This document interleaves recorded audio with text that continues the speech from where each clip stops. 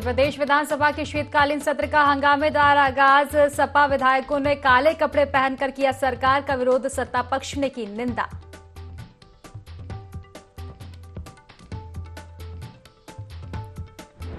UP विधानसभा के शीतकालीन सत्र पर बोले सपा प्रमुख अखिलेश यादव, लोकतंत्र को कमजोर करना चाहती है बीजेपी, सरकार नहीं चाहती जनता के सवाल उठाए।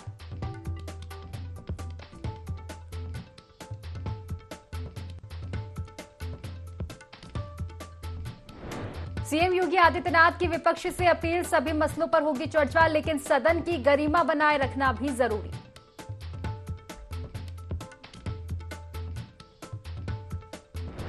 फतेहपुर में स्वामी प्रसाद मौर्य का विरोध, हिंदू संगठनों ने दिखाए काले झंडे, देवी देवताओं पर विवादित बयानों से नाराज है संगठन।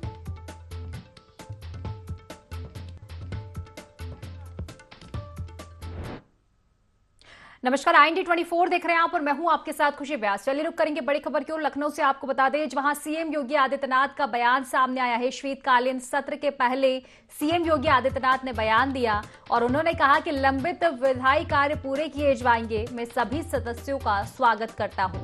कई विधेयक सदन में पेश किए जाएंगे। सदन की गरिमा को भी बनाए रखना जरूरी है।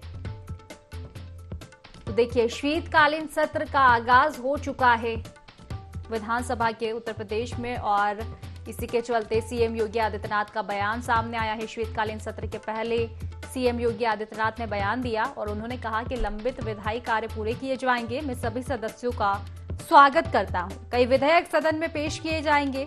सदन की गरिमा को बनाए रखना भी जरूरी है।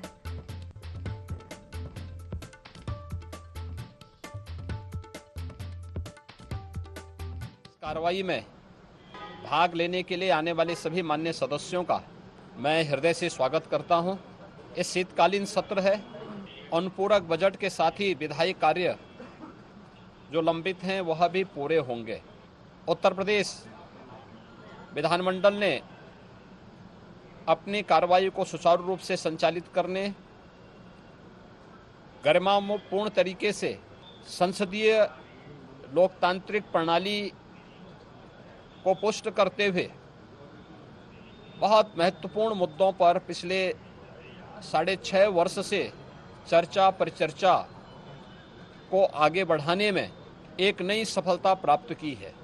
यहाँ पर इस समय कार्रवाई चल रही है और मेरी अपील होगी सभी माननीय सदस्यों से, खासतौर पर विपक्षी दलों के सदस्यों से, कि जिस गरिमापूर्ण तरीके से उत्तर प्रदेश विधानमंडल देश के अंदर वर्तमान में चर्चा में है, उस गरिमा को बनाए रखने की जिम्मेदारी केवल सत्ता पक्ष की नहीं विपक्ष की भी है। हम उस गरिमा को बनाए रखने में अपना योगदान दें। तो प्रदेश में शीतकालीन सत्र शुरू हो चुका है। ऐसे में विपक्ष के विधायक काले कपड़े में नजर आए। इस पर समाजवादी पार्टी के प्रमुख अखिलेश यादव ने कहा कि ये सरकार और नई नियमावली का विरोध है। लोकतंत्र को कमजोर करना चाहते हैं। जनता ने हमें चुनकर भेजा है। सरकार नहीं चाहती कि हम सरकार के सामने जनता के सवाल उठाएं, इसीलिए नए नियम ला रहे हैं। हम लोकतंत्र की मर्यादा में रहकर अपने सवाल उठाएंगे।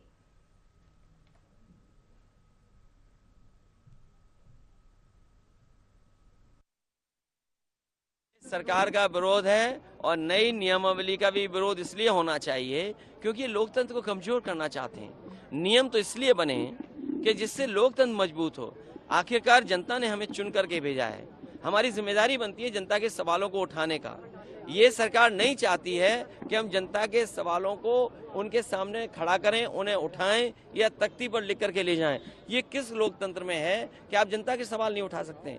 ये जनता के सवाल न उठें, विपक्ष मुखर होकर न बोले, इसीलिए नियम और पाबंदियां ला रही हैं। इससे लोकतंत्र कमजोर होगा, लोकतंत्र मजबूत नहीं होगा।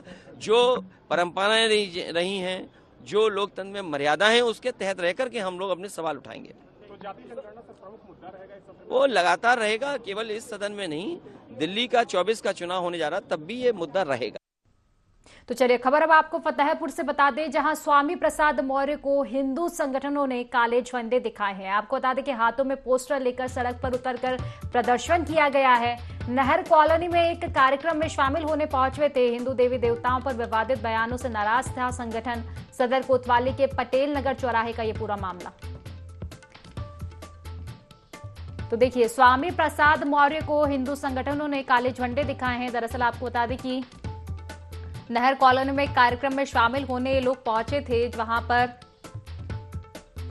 हिंदू देवी देवताओं पर विवादित बयानों से संगठन नाराज हो गया और इसके बाद प्रदर्शन किया गया है। आपको बता दें कि हाथों में पोस्टर लेकर सड़क पर उतरकर प्रदर्शन किया गया है। सदर कोतवाली के पटेल नगर चौराहे का ये पूरा मामला, तो फतेहपुर से ये मामला सामने आ रहा है, जहां हिंदू संगठन का प्रदर्शन देखने को मिला, काले झंडे दिखाए गए हैं। चलिए विस्तार से चर्चा करेंगे। फोन लाइन पर उमेश हमारे साथ जुड़ चुके हैं। उमेश, काले झंडे दिखाए गए हैं हिंदू संगठनों द्वारा और जमकर विरोध प्रदर्शन भी किया गया है, क्या कुछ कारण रहा? जी, जैसा कि उनको विवादित बयानों को लेकर के हिंदू संगठनों ने काले झंडे दिखाए हैं, वहीं हाथों पर पोस्टर लेकर सड़क पर उतर कर के हिंदू संगठन ने प्रदर्शन किया था। उमेश, अगर बात की जाए तो क्या कुछ कारण रहा था जिसके चलते ये प्रदर्शन किया गया है? क्योंकि हम देख पा रहे हैं कि हिंदू संगठन के जो लोग हैं सड़कों पर उतरे हैं, काले झंडे उन्होंने दिखाए जिस तरह से आप बता रहे हैं, लेकिन क्या कारण क्या कुछ रहा? क्या एक विवादित बयान था जिसके चलते ये सारी घटना घटी है? जी, दरअसल हिंदू देवी देवताओं पर उन्होंने जो विवादित बयान किया था, उससे हिंदू संगठन जो है वो नाराज है। तो दमकर प्रदर्शन किया गया है। फिलहाल कार्रवाई क्या कुछ हुई है इस मामले में? जी, अभी कार्रवाई की कोई ऐसी जानकारी नहीं आई। चलिए, फिलहाल शुक्रिया आपका तमाम जानकारी साझा करने के लिए।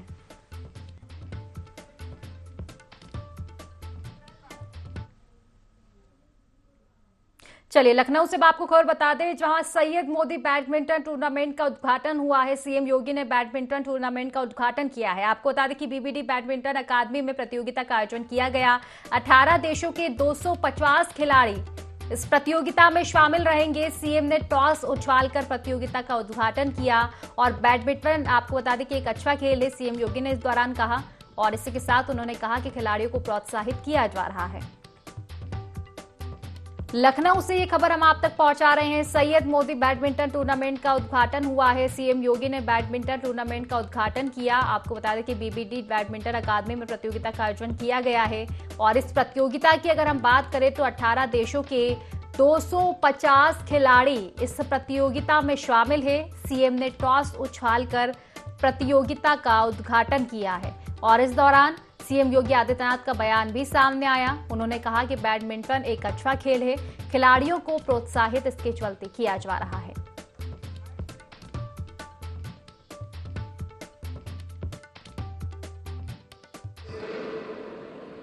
मैं अंतर्राष्ट्रीय बैडमिंटन प्रतियोगिता के आयोजन के लिए उत्तर प्रदेश बैडमिंटन संघ और आयोजकों को हृदय से बधाई भी देता हूं। बैडमिंटन वर्ल्ड फेडरेशन द्वारा इस प्रतियोगिता को वर्ल्ड टूर सुपर 300 का भी दर्जा दिया गया। वर्तमान में बैडमिंटन वर्ल्ड फेडरेशन द्वारा इसकी प्राइज मनी 2,10,000 US$ यानी लगभग 1,75,00,000 रुपए निर्धारित की गई है और मुझे बताया गया है कि प्रतियोगिता में दुनिया के लगभग सभी शीर्ष बैडमिंटन खिलाड़ी प्रतिभाग कर रहे हैं। इस हजारों की संख्या में खेल प्रेमी इस आयोजन के साथ जुड़ रहे हैं। मैं इसके लिए इस अवसर पर, इस उद्घाटन कार्यक्रम के अवसर पर इस पूरे आयोजन के साथ जुड़े हुए आप सभी खेल प्रेमियों का हृदय से स्वागत करता हूं, अभिनंदन करता हूं। प्रयागराज से हम आपको खबर बता दें, जहां यूपी रोडवेज की एसी बस में अचानक से भीषण आग लगी है। आपको बता दें कि हादसे के वक्त बस में दर्जनों यात्री सवार थे। यात्रियों ने किसी तरह कूदकर अपनी जान बचाई है। यात्रियों का सामान जलकर राख हो चुका है। करीब आधे घंटे तक इस दौरान फायर ब्रिगेड नहीं पहुंची। आग लगने की वजह अभी तक साफ नहीं है। बेली हॉस्पिटल के बाहर चलती बस में ये आग लगी है। प्रयागराज से लखनऊ की ओर ये बस जा रही थी। तो प्रयागराज से ये खबर हम आप तक पहुंचा रहे हैं। यूपी रोडवेज की एसी बस में आग लगी है। तस्वीरें आप देख सकते हैं टीवी स्क्रीन पर। हादसे के वक्त आपको बता दें कि बस में दर्जनों यात्री सवार थे और ऐसे में अनुमान लगाया जा सकता है कि कितनी बड़ी घटना ये है। यात्रियों ने किसी तरह कूदकर अपनी जान बचाई है। लेकिन यात्रियों का सामान जलकर खाक हो चुका है। करीब आधे घंटे तक यहां पर फायर ब्रिगेड भी नहीं पहुंची। आग लगने की वजह अभी साफ नहीं हो पाई है। देखिए, काफी भयानक ये नजारा रहा है, क्योंकि जिस तरह से बताया जा रहा है कि इस बस में उस वक्त करीब दर्जन यात्री सवार थे, यानी कि कुछ भी बड़ी घटना अनहोनी हो सकती थी, जनहानि हो सकती थी। हालांकि जो यात्री थे उन्होंने बस से कूदकर अपनी जान बचवा ली, लेकिन एक बड़ी लापरवाही हम कहेंगे, क्योंकि यूपी रोडवेज की एसी बस में आग लगी है। और देखिए, अगर बात करें तो इस तरह की तस्वीरें सामने आती रहती है। पुरानी बसों का संचालन इसमें मुख्य कारण रहता है। पुरानी बसों का संचालन किया जाता है बिना मेंटेनेंस के, और इसी के चलते इस तरह की दुर्घटनाएं जो है सामने आती है, इस तरह की तस्वीरें सामने आती है। और कुछ वैसी ही तस्वीर प्रयागराज से एक बार फिर सामने आई है। एसी बस में आग लगी है और इन बसों के जरिए कहीं ना कहीं कहा जा सकता है कि कई यात्रियों की जिंदगियों के साथ खिलवाड़ किया जा रहा है, क्योंकि इस बस में भी दर्जनों यात्री शामिल थे। अगर यात्री कूदकर अपनी जान नहीं बचवाते तो बड़ी जनहानि यहां पर देखने को मिल जाती। एक बड़ी लापरवाही ये सामने आ रही है। बस में भीषण आग लगी है और इससे भी बड़ी लापरवाही ये कि फायर ब्रिगेड भी समय रहते नहीं पहुंची है।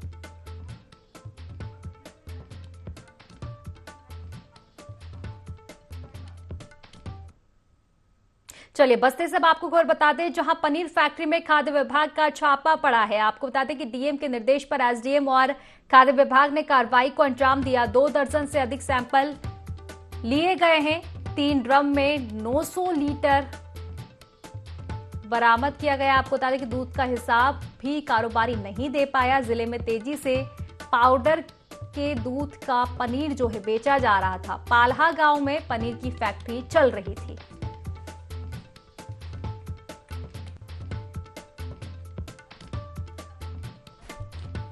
तो देखिए, 2 दर्जन से अधिक सैंपल लिए गए हैं। 3 ड्रम में 900 लीटर पनीर की फैक्ट्री में गए थे और यहां पर आपको बता दें कि पाउडर से, दूध के पाउडर से यहां पर पनीर बनाया जा रहा था।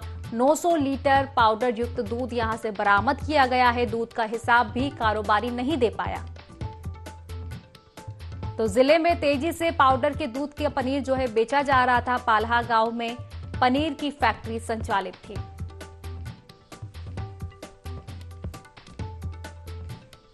तो 3 ड्रम में 900 लीटर दूध बरामद हुआ है।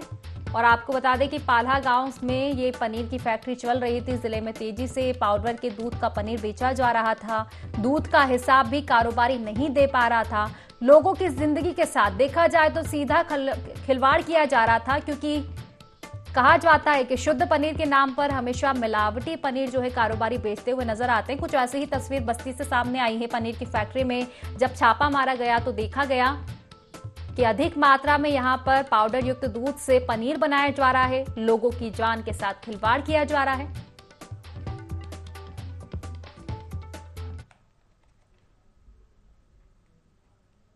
तो चलिए, अब सोनभद्र से आपको खबर बता दें, जहां सड़क निर्माण में भ्रष्टाचार का मामला सामने आया है। हाथों से सड़क उखाड़ने का वीडियो वायरल हो रहा है। सड़क निर्माण के दौरान ही उखड़ने लगी है सड़क। आपको बता दें कि ग्रामीणों ने हाथों से सड़क उखाड़ी है। वीडियो वायरल हुआ है। तो देखिए, भ्रष्टाचार जो है साफ नजर आ रहा है, क्योंकि सड़क निर्माण तब हो रहा था और उसी दरमियान ग्रामीणों ने हाथों से ही सड़क उखाड़ दी। यानी कि आप सोच सकते हैं कि किस तरह से घटिया चीजों से सड़क का निर्माण किया गया है, क्योंकि जो सड़क एक दिन भी नहीं टिकी है, सड़क निर्माण के दौरान ही सड़क उखड़ने लगी।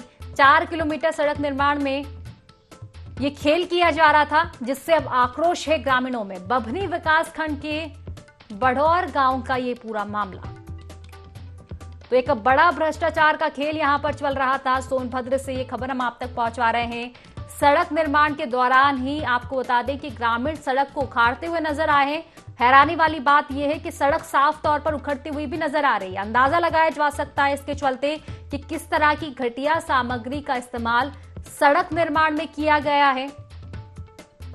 पूरी तरह से भ्रष्टाचार से लिप्त ये सड़क नजर आ रही है और इसके बाद ग्रामीणों में काफी आक्रोश भी नजर आ रहा है। आपको बता दें कि सड़क उखाड़ते हुए ग्रामीण नजर आ रहे हैं। वीडियो सोशल मीडिया पर वायरल हुआ है और इसी के जरिए ये तमाम तस्वीरें आप देख सकते हैं टीवी स्क्रीन पर।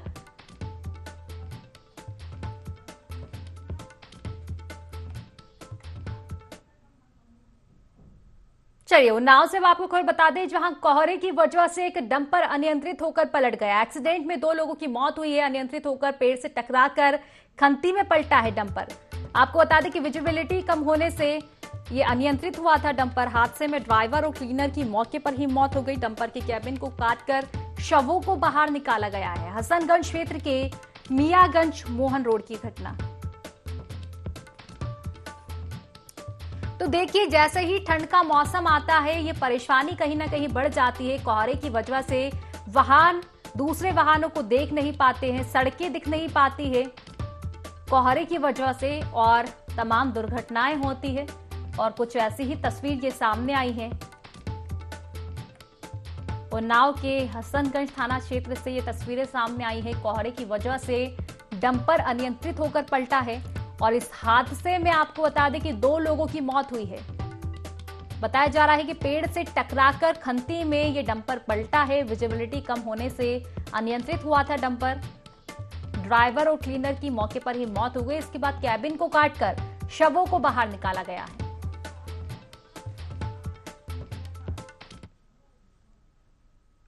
तो देखिए, मौसम का सर्दियों की तरफ अपना रास्ता नापते ही देश के तमाम हिस्सों में हवाएं सर्द और कोहरे की आमद हो चुकी है। आपको अगर बात करें तो उत्तर प्रदेश की, तो राजधानी लखनऊ में भी विजिबिलिटी कम हो गई है और सुबह के वक्त पूरा शहर कोहरे में डूबा हुआ दिखाई दिया। इसकी वजह से लखनऊ आने वाली फ्लाइट और ट्रेनें भी लेट हो रही है।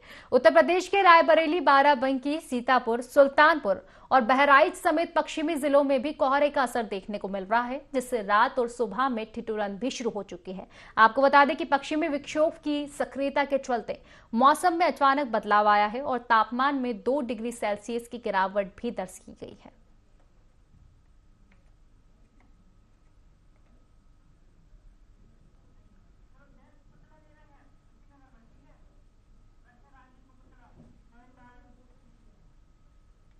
चलिए कुशीनगर से अब आपको खबर बता दें, जहां एक ट्रक ने राहगीर को कुचला है। राहगीर की मौके पर ही इस दौरान मौत हो गई। अरविंद यादव के रूप में पहचान हुई है। ट्रक चालक मौके से फरार हुआ। बालू से लोड ट्रक ने राहगीर को कुचला है। आपको बता दें कि अवैध तरीके से बालू का परिवहन यहां पर किया जा रहा था। खड्डा थाना क्षेत्र के मठिया मोड़ की ये पूरी घटना बताई जा रही है। तो कुशीनगर से ये खबर हम आप तक पहुंचा रहे हैं, जहां एक ट्रक ने राहगीर को कुचल दिया। इससे राहगीर की मौके पर ही मौत हो गई। अरविंद यादव मृतक का नाम बताया जा रहा है। हालांकि जो ट्रक चालक था मौके से फरार हो गया। बालू से लोड ट्रक ने राहगीर को कुचला है। और आपको बता दें कि ट्रक चालक जो है अवैध रूप से बालू का परिवहन कर रहा था। हालांकि मौके पर पुलिस जो है पहुंच चुकी है, क्योंकि आरोपी मौके से फरार हो चुका है, लेकिन अब आरोपी की तलाश की जा रही है।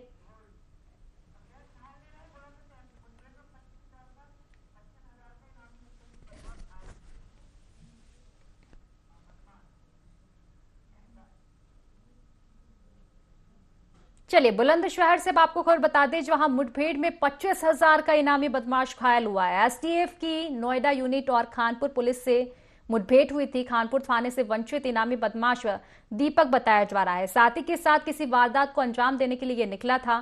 फिलहाल साथी फरार है। एक तमंचा, कारतूस और चोरी की बाइक बरामद की गई है बदमाश के पास से। घायल बदमाश को इलाज के लिए अस्पताल भेजा गया है।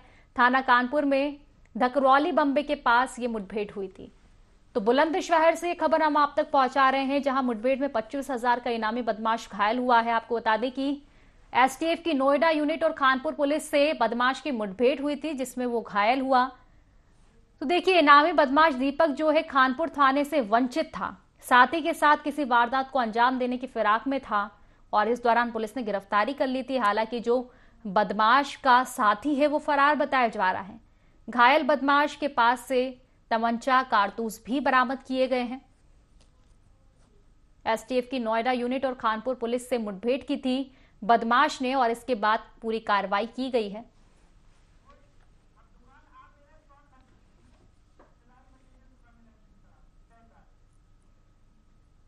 तो चलिए अब खबर आपको सोनभद्र से बता दें, जहां सिलाई मटेरियल दुकान में भीषण आग लगी है। शॉर्ट सर्किट से दुकान में आग लगी। आग लगने से दुकान का जो सामान रखा हुआ था पूरी तरह से जलकर खाक हो चुका है। सूचना पर काफी देर बाद दमकल की गाड़ियां पहुंचे। स्थानीय लोगों ने आग पर तब तक काबू पा लिया था। ओबरा थाना क्षेत्र के सिनेमा रोड की यह घटना बताई जा रही है। तो सिलाई मटेरियल की दुकान में भीषण आग लगी है। आग लगने का कारण शॉर्ट सर्किट बताया जा रहा है। आपको बता दें कि आग लगने से दुकान में जो सामान रखा था पूरी तरह से जलकर खाक हो गया और इस दौरान लापरवाही सामने आ रही है। सूचना मिलने के बाद भी कई देर तक दमकल की गाड़ियां नहीं पहुंची थी। इसके चलते स्थानीय लोगों ने ही आग पर काबू पाया।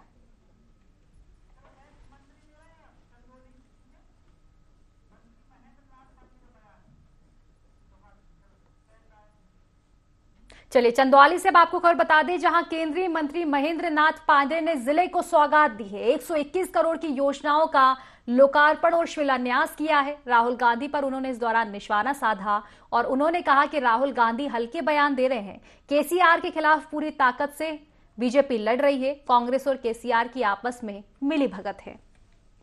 तो केंद्रीय मंत्री महेंद्र नाथ पांडेय ने जिले को बड़ी सौगात दी है। 121 करोड़ की योजनाओं का लोकार्पण और शिलान्यास उन्होंने किया और इस दौरान उनका बयान भी सामने आया और इस बयान के जरिए राहुल गांधी पर उन्होंने निशाना साधा। उन्होंने कहा कि राहुल गांधी हल्के बयान दे रहे हैं।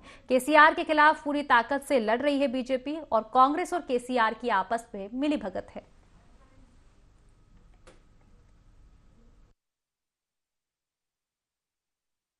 विश्व प्रसिद्ध काशी की देव दीपावली को देखने के लिए देश दुनिया से पर्यटक कार्तिक पूर्णिमा के दिन बनारस पहुंचते हैं। आपको बता दें कि इस दिन साल लोक पर्व की दिव्यता नई ऊंचाइयों पर दिखाई दी। काशी के सभी 84 घाट पर 21 लाख दियों को जलाया गया है। तो देखिए तमाम तैयारियां की गई है काशी में इसको लेकर।